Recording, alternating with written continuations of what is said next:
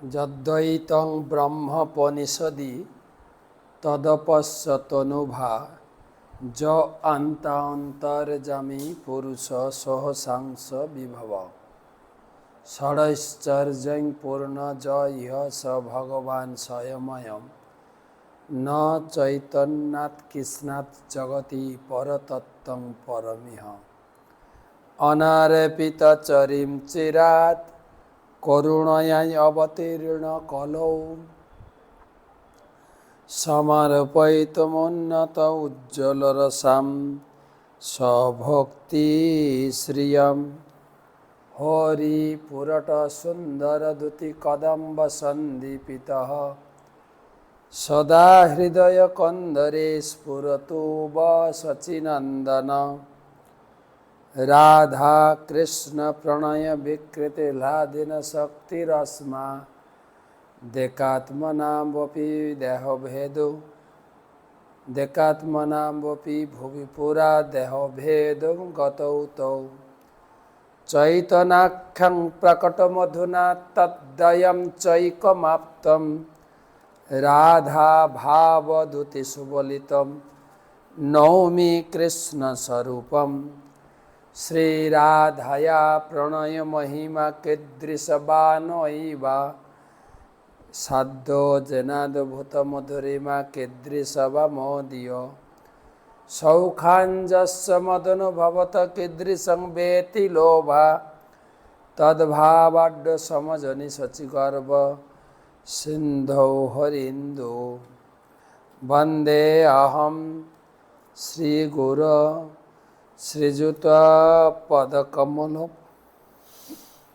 শ্রীগুরুন বৈষ্ণবাংশ্চ শ্রীরূপম সাগ্রজাতম সহগণ রঘুনাথান্বিতং তং সজীবম সাদ্বৈতম সাবধূতম পরিজন সহিতম কৃষ্ণ চৈতন্য দেবম শ্রীরাধা কৃষ্ণ পাদান সহগণ ললিতা শ্রী বিশাখান্বিতংশ্চ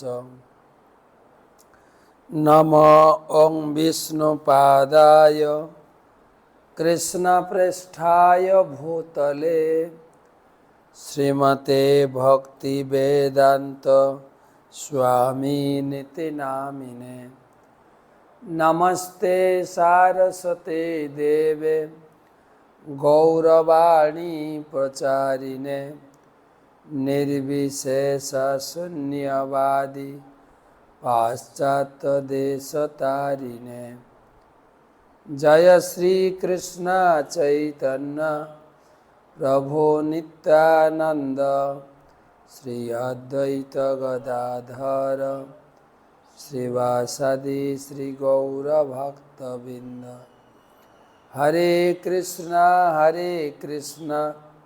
কৃষ্ণ কৃষ্ণ হরে হরে রাম হরে রাম রাম রাম হরে হরে কথঞ্চন স্মিতে যস্মিন দুষ্করম সুকরম ভবেৎ বিস্মিতে বিপরীতম সৎ শ্রী চৈতন্যম নমামি তম। যাকে কোনো না কোনোভাবে স্মরণ করলে অত্যন্ত কঠিন কাজ ও সহজসাধ্য হয় এবং যাকে ভুলে গেলে ঠিক তার উল্টোটা হয়, অর্থাৎ অত্যন্ত সহজ কাজও দুঃসাধ্য হয়ে ওঠে, সেই শ্রী চৈতন্য মহাপ্রভুকে আমি আমার সশ্রদ্ধ প্রণতি নিবেদন করি। আজকে চৈতন্য সুধা মাধুরী গুরুবার, গুরুদেবের গুণমহিমা কীর্তন শ্রবণের পক্ষে তারপরে আমরা সন্ধ্যায় বসলাম চৈতন্য সুধা মাধুরী ক্লাস আমরা আলোচনা করব। সর্বপ্রথমে গুরুদেবের চরণে প্রণাম নিবেদন করে তার অহেতুকী কৃপা আশীর্বাদ প্রার্থনা করি। নমঃ বিষ্ণুপাদায় কৃষ্ণপৃষ্ঠায় ভূতলে শ্রীমতে জয় পতাকা স্বামী নীতি নামিনে নম আচার্য পাদায় নিতাই কৃপা প্রদায়িনে গৌর কথা ধামদায় নগর গ্রাম।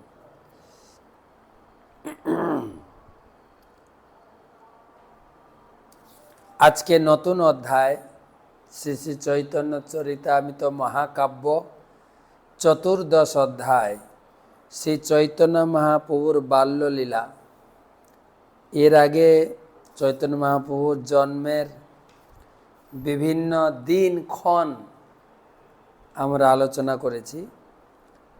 এখন পড়ব চৈতন্য মহাপ্রভুর ছোটবেলাকার কিছু লীলা। তবে চৈতন্য চরিতামৃত গ্রন্থে মহাপ্রভুর বাল্যলীলা বেশি নেই। মহাপ্রভু সম্পর্কে জানতে গেলে 3টা বই পড়তে হবে। একটা হচ্ছে চৈতন্য মঙ্গল,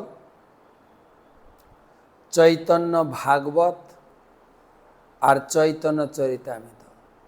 চৈতন্য মঙ্গল গ্রন্থে পাওয়া যাবে মহাপ্রভুর আসার আগের লীলা। চৈতন্য ভাগবতে পারবেন চৈতন্য মহাপ্রভু নবদ্বীপ লীলা এবং বাল্যলীলা। আর চৈতন্য চরিতামৃতে মহাপ্রভুর সন্ন্যাস গ্রহণের পরে যে সমস্ত আলোচনা সেগুলো পাবেন। কথঞ্চন স্মিতে যস্মিন দুষ্করম সুকরং ভবেৎ বিস্মিতে বিপরীতম সাত শ্রী চৈতন্য নমামিতম। যাকে কোনো না কোনোভাবে স্মরণ করলে অত্যন্ত কঠিন কাজ ও সহজ সাধ্য হয় এবং যাকে ভুলে গেলে ঠিক তার উল্টো হয়, অর্থাৎ অত্যন্ত সহজ কাজও দুঃসাধ্য হয়ে ওঠে, সেই চৈতন্য মহাপ্রভুকে আমি আমার সশ্রদ্ধ প্রণতি নিবেদন। এখানে কবিরাজ গোস্বামী বলছেন সমস্ত কিছু জীবনের যা কিছু চিন্তা ভাবনা কার্যকলাপ ভোগ বিলাস দুঃখ শোক সব কিছু ভগবানের সঙ্গে বিশেষ করে চৈতন্য মহাপ্রভুর সঙ্গে যুক্ত করো। কৃষ্ণও বলেছেন গীতায় যে যৎ করসি যদ অশ্নাসি যৎ জুহসি দদাসি যৎ তপস্যসি কন্তেয় তৎ কুরুস্ব মদর্পণম। সেখানে বলা হয়েছে যে আপনি যা কিছু করেন সব কিছু ভগবান শ্রীকৃষ্ণকে কেন্দ্র করে করেন। আর এখানেও কবিরাজ গোস্বামী সাহেব একই কথা বলছেন। খুব সুন্দর শ্লোক কিন্তু। কথঞ্চন স্মিতে যস্মিন, কথঞ্চন স্মিতে যস্মিন দুষ্করম সুকরম ভবেৎ বিস্মিতে বিপরীতম সাত শ্রী চৈতন্যম নমামিতম। কোনো না কোনোভাবে চৈতন্য মহাপ্রভুর সঙ্গে নিজেকে যুক্ত করলে কঠিন কাজও সহজ হয়ে যায়, আবার তাকে ভুলে গেলে তার উল্টোটা হয়, মানে সহজ কাজও কঠিন হয়ে যায়। এই অত্যন্ত সহজ কাজ দুঃসাধ্য হয়ে ওঠে, সেই চৈতন্য মহাপ্রভুকে প্রণাম করি। আমরা এই শ্লোকটা মুখস্থ করব, কিন্তু যারা যারা ক্লাস শুনছেন আগামী বৃহস্পতিবারের আগে এই শ্লোকটা আপনারা চেষ্টা করেন তো মুখস্থ হয় কিনা। আমিও চেষ্টা করি। কথঞ্চন স্মিতে যস্মিন দুষ্করম সুকরম ভবেৎ। যথঞ্চন স্মিতে, যথঞ্চন যেভাবে হোক, কথঞ্চন স্মিতে যস্মিন দুষ্করম সুকরম ভবেৎ বিস্মিতে বিপরীতম সাত শ্রী চৈতন্যম নমামিতম। কথঞ্চন স্মিতে যস্মিন দুষ্করম সুকরম ভবেৎ বিস্মিতে বিপরীতম সাত শ্রী চৈতন্যম নমামিতম। একথা প্রবোধানন্দ সরস্বতী ঠাকুরও বলেছেন। প্রবোধানন্দ সরস্বতী ঠাকুর বলছেন কৈবল্যম নরকায়তে ত্রিদশ স্ফুর আকাশ পুষ্পায়তে। সেই চৈতন্য মহাপ্রভুর যদি কেউ কৃপা কটাক্ষ লাভ করে, যে কৈবল্য, কৈবল্য মানে মুক্তি, মুক্তিটা নরক তুল্য হয়ে যায় তার কাছে। আর ত্রিদশ পুর আকাশ পুষ্পায়তে, এই স্বর্গ ভোগ বাসনাটাকে আকাশ কুসুম কল্পনা। আর দুর্দান্ত ইন্দ্রিয় কাল সর্প পটলি, ইন্দ্রিয়গুলো তখন 20 দাঁত ভাঙা সাপের মতো হয়ে যায়, আর ইন্দ্রিয় ভোগের বাসনা থাকে না। পৎখাত দংষ্ট্রায়তে, পৎখাত। আর বিশ্বম পূর্ণম সুখায়তে, সারা বিশ্ব পূর্ণ আনন্দে ভরে ওঠে। বিধি মহেন্দ্রাদিশ্চ কীটায়তে, বিধি, বিধি মানে ব্রহ্মা, মহেন্দ্র, আর মহেন্দ্র মানে শিব। এই ব্রহ্মা, ইন্দ্র, শিবের, ব্রহ্মার পদ, ইন্দ্রের পদটা কীটায়তে, কীট তুল্য মনে হয়। যৎ কারুণ্য কটাক্ষ বৈভবতাম তম গৌরমেবস্তম। কেবল গৌরাঙ্গ মহাপ্রভুর কৃপা কটাক্ষ যে লাভ করেছেন, তার কাছে ইন্দ্র ব্রহ্মাদির পথ কীটের মতো মনে হয়, কৈবল্য নরকের মতো মনে হয়, এবং স্বর্গবাস আকাশ কুসুম। ঘোড়ার ডিম বলে না, ঘোড়ার কখনো ডিম হয় না, ও সুখটা তুচ্ছ হয়ে যায়। তো এখানেও সেই কথা বলছেন যে কথঞ্চন স্মিতে যস্মিন দুষ্করম সুকরম ভাবে বিপরীত বিস্মিতে বিপরীতম সাত শ্রী চৈতন্য নমামিতম।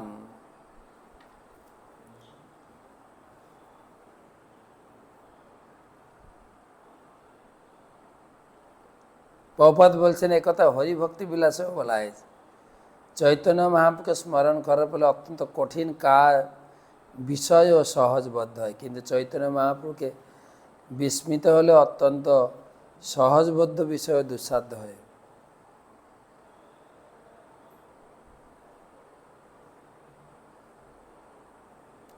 তো কবিরাজ গোস্বামী তিনি এই শ্লোকের দ্বারা তিনি চৈতন্য মহাপ্রভুর শরণাপন্ন হয়েছেন, যাতে তার বাল্যলীলা তিনি পরিষ্কারভাবে বর্ণনা করতে পারেন। অর্থাৎ গ্রন্থ রচনা কার্যটা তো সহজ নয়।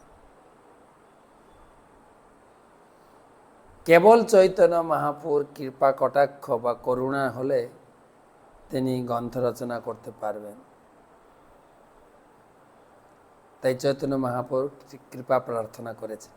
জয় জয় শ্রী চৈতন্য জয় নিত্যানন্দ, জয়াদ্বৈত চন্দ্র জয় গৌর ভক্তবৃন্দ।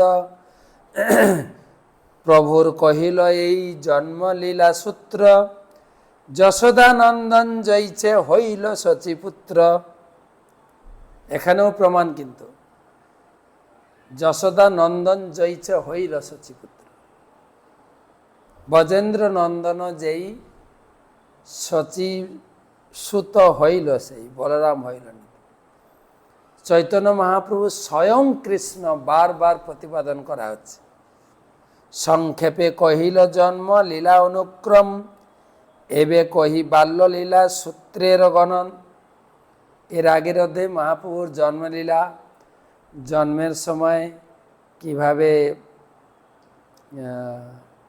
জাতকর্ম এবং জগন্নাথ মিশ্র কিভাবে ব্রাহ্মণ বৈষ্ণবদের দান ধ্যান করেছেন, স্বর্গের দেবদেবীরাও মানুষ রূপ ধারণ করে, দেবী রূপ ধারণ করে তারা কিভাবে মহাপ্রভুকে দর্শন করতে এসেছিলেন, সে বর্ণনা হয়েছে। এখন কিচ্ছু বাল্যলীলা বর্ণনা করবেন। বন্দে শ্রীকৃষ্ণ চৈতন্য বাল্যলীলাম মনোহরাম লৌকিকী মপি তামিষ চেষ্টয়া বলিতান্তরাম। আমি শ্রীকৃষ্ণ চৈতন্যের মনোমুগ্ধকর বাল্যলীলা বর্ণনা করি, যদিও এই সমস্ত লীলা বিলাস একজন সাধারণ শিশুর কার্যকলাপের মতো প্রতিভাত হয়, তবুও বুঝতে হবে যে সেগুলি পরমেশ্বর ভগবানের অলৌকিক লীলাবিলাস।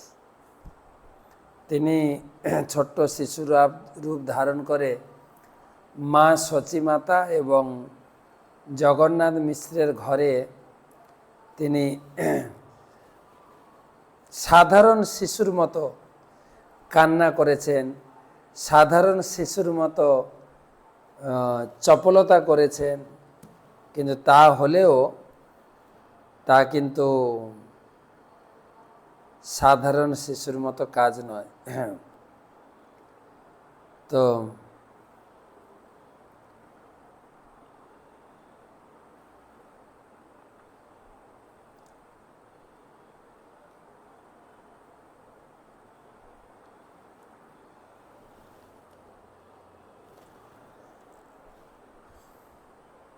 বাল্যলীলার আগে প্রভুর উত্থান শয়ন পিতা মাতায় দেখাইল চিহ্নাচরণ। শিশু প্রথমে কি বলে, উপর হয়ে শোয়া বোঝায়, এটাকে বলে উত্থান, উঠে দাঁড়ানো, উঠে দাঁড়ানোর চেষ্টা। একটু সাধারণ শিশু যেমন দাঁড়াতে গিয়ে পড়ে যায়, শুতে গিয়ে পড়ে যায়। হ্যাঁ, যেন কালকে একটা বাড়িতে আমরা অন্নপ্রাশন করাতে গিয়েছিলাম, শুইয়ে দিলে উপর করে দিলে আর নড়তে পারে না, ওইটুকু। সাধারণ মতো এগুলো মহাপ্রভুর ক্ষেত্রেও দেখা গেছে।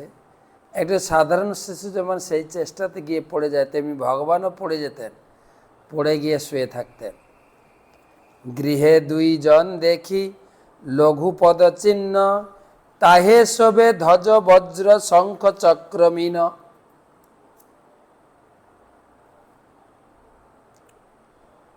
গৃহে দুইজন দেখি লঘু পদচিহ্ন,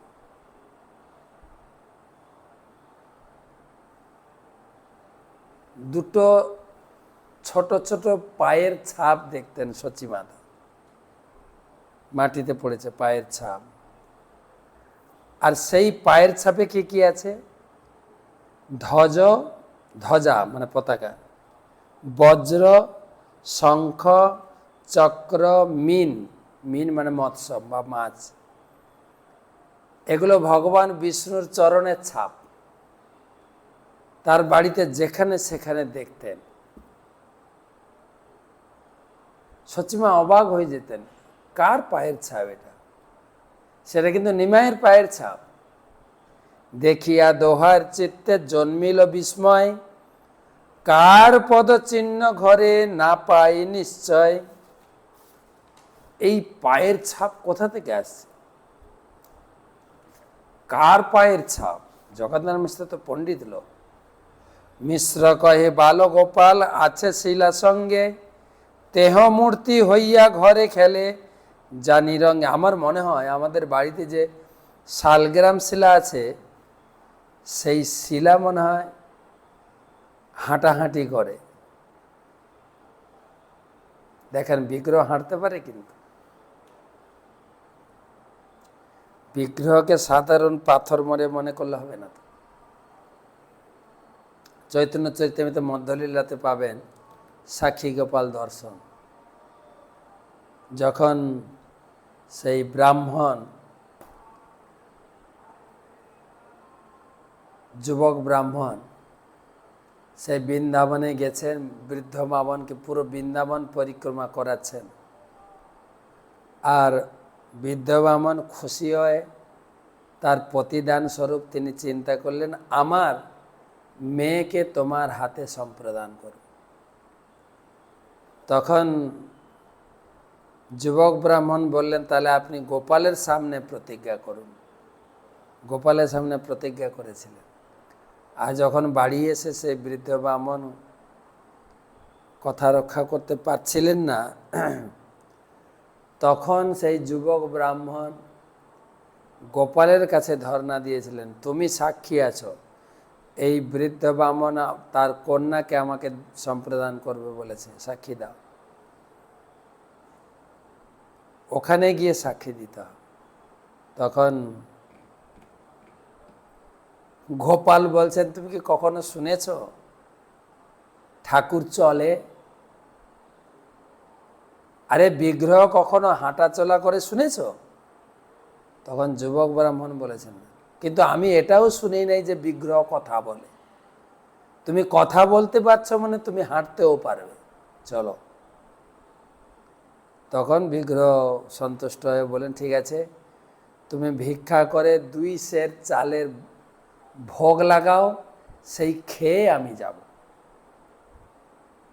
তো এখানে জগন্নাথ মিশ্র মনে করছেন, আমাদের ঘরে যে শালগ্রাম ঠাকুর আছে না, ও মূর্তি ধরে মনে হয় আমার বাড়িতে হাঁটা চলা করে। এখনো তিনি তো পুত্র স্নেহে তারা জানেন না যে সেই নিমাই হচ্ছেন শালগ্রাম, নিমাই হচ্ছেন নারায়ণ, নিমাই হচ্ছেন বিষ্ণু, নিমাই হচ্ছেন কৃষ্ণ। সেই ক্ষণে জাগি নিমাই করো এ কন্দন, অঙ্কে লইয়া সচিতারে পিলাইল স্তন। আর সেই চরণ দেখে বিভোর হয়ে গেছে। আর তখন নিমাই কাঁদতে শুরু করেছে। নিমাই কাঁদতে শুরু করেছেন, মা কোলে তুলে নিয়ে বুকের স্তনপান করাচ্ছেন। আর স্তন পিয়াইতে পুত্রের চরণ দেখিল, সেই চিহ্ন পায়ে দেখি মিশ্রে বলাহিল।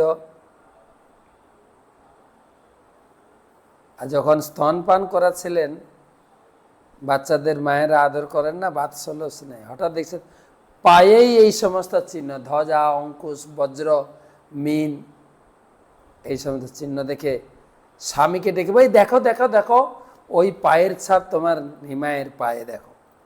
দেখিয়া মিশ্রের হইল আনন্দিত মতি, গুপ্তে বলাইল নীলাম্বর চক্রবর্তী। দেখে তার শ্বশুর মশাই, জগন্নাথ মিশ্রের শ্বশুর মশাই মানে সচিমাতার পিতাজি নীলাম্বর চক্রবর্তীকে ডাকলেন। চিহ্ন দেখি চক্রবর্তী বলেন হাসিয়া, লগ্নগণি পূর্বে আমি রাখিয়াছি লিখিয়া, 32 লক্ষণ মহাপুরুষ ভূষণ, এই শিশু অঙ্গে দেখি শেষ বলক্ষণ।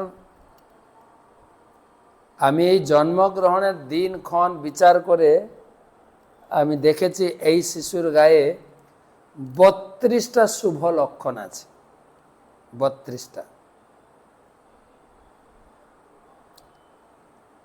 পঞ্চদীর্ঘ, পঞ্চসূক্ষ্ম, পঞ্চরক্ত, ষড়োন্নত, ত্রিহস্র, পৃথু, গম্ভীর, দাত্রিংশ লক্ষণ মহান। মহাপুরুষের অঙ্গে 32টি লক্ষণ দেখা যায়। দেহের 5টি অঙ্গ দীর্ঘ, 5টি সূক্ষ্ম, 7টি রক্তবর্ণ, 6টি উন্নত, 3টি হ্রস্ব, 3টি প্রশস্ত, 3টি গম্ভীর। মহাপুরুষদের 5টি দীর্ঘ, নাক খুব বড় ছিল, বাহু, চিবুক, চক্ষু আর হাঁটু। 5টি সূক্ষ্ম অঙ্গ, ত্বক খুব পাতলা, অঙ্গুলি পর্ব, দাঁত খুব সরু লম্বা ছিল, লোম আর চুল। 7টি রক্তিমাঙ্গ, 7টি চক্ষু লাল, পায়ের তালু, হাতের তালু, নখ, অধর, ঠোঁট, ওষ্ঠ। 6টি উন্নত অঙ্গ হচ্ছে বুক, কাঁধ, নখ, নাক আবার বলা আছে দীর্ঘ নাক, কোমর ও মুখ। 3টি হ্রস্ব, গলা, উরু, উপস্থ। 3টি প্রশস্ত, কোমর, ললাট, বক্ষ। 3টি গম্ভীর অঙ্গ, নাভি, কণ্ঠস্বর, সত্তা। এগুলো মহাপুরুষের 32টি লক্ষণ সামুদ্রিক শাস্ত্রের উল্লেখ আছে। তো আজকে আর এগোবো না, এগুলো নিয়ে আরও বিস্তারিত পরে বৃহস্পতিবার আলোচনা করব। শুভরাত্রি।